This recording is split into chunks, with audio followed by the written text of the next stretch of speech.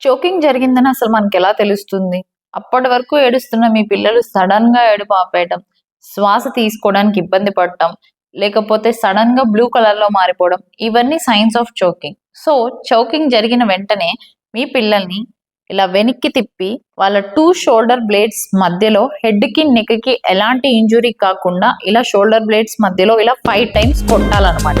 ఇలా కొట్టిన ప్రతిసారి వాళ్ళకి నోట్లో నుండి ఏదైనా ఆబ్జెక్ట్ బయటికి వచ్చిందా లేదా అని మనం చెక్ చేసుకోవాలి.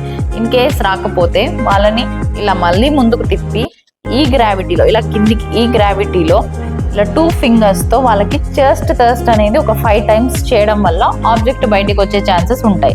In case me baby 1 year plus అయితే ఇలా వాళ్ళని ముందుకి బెండ్ చేసి సేమ్ 2 షోల్డర్ బ్లేడ్స్ మధ్యలో ఇలా కొట్టాలన్నమాట. సో కొట్టిన ప్రతిసారి ఏదైనా ఆబ్జెక్ట్ కోసం మనం చెక్ చేసుకోవాలి. ఇన్ కేస్ ఆబ్జెక్ట్ రాకపోతే ఇలా వెనక నుండి ముందుకి వాళ్ళ అబ్డామిన్ రీజన్లో ఇలా ప్రెషర్ ఇవ్వడం వల్ల ఆబ్జెక్ట్ బయటకు వచ్చే ఛాన్సెస్ ఉంటాయి.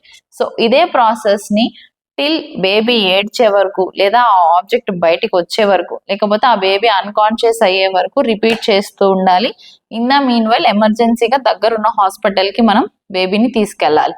చాలా మంది చోకింగ్ జరిగినప్పుడు విపరీతంగా దగ్గుతూ ఉంటారు. అలాంటప్పుడు వాటర్ ఇవ్వడం లేకపోతే ఫింగర్ పెట్టి ఆబ్జెక్ట్ ని రిమూవ్ చేయడానికి ట్రై చేయడం లాంటివి చేయకూడదు.